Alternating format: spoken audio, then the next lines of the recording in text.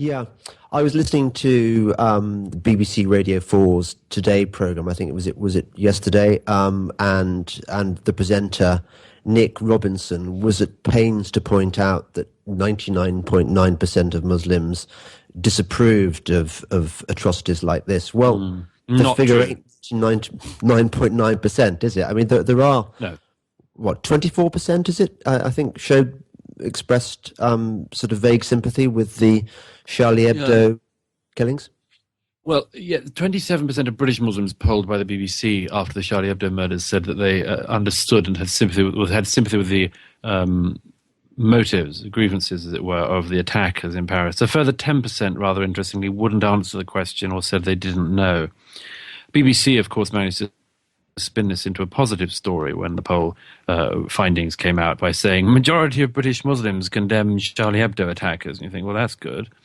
But on all sorts of questions, actually, you haven't really got a majority. You certainly haven't got a majority across most of the world in Muslims polled if you ask them about freedom of expression or freedom of speech. Very far from it. You don't by any means have a majority of Muslims worldwide on your side when you're talking about freedom of conscience or the right to choose a religion or indeed to leave a religion. By no means do you have the majority on your side. In quite a number of countries, you don't have the majority on your side in condemning terrorism.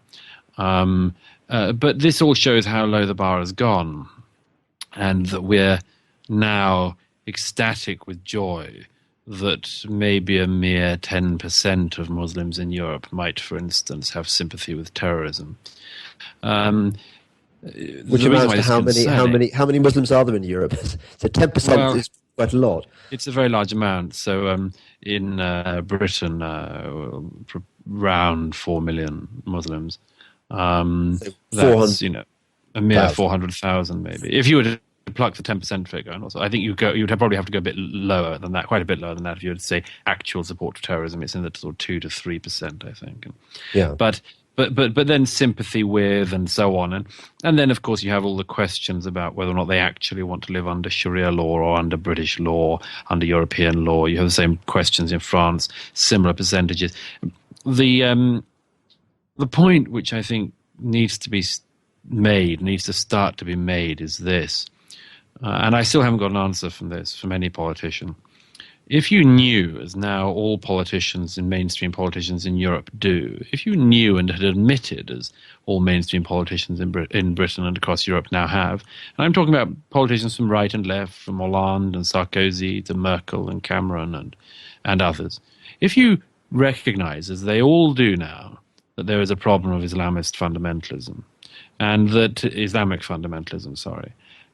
it comes from a community, from a faith, and that is a proportion of that faith, however large or small, whether it's 2% or 20% or 10% or whatever it is.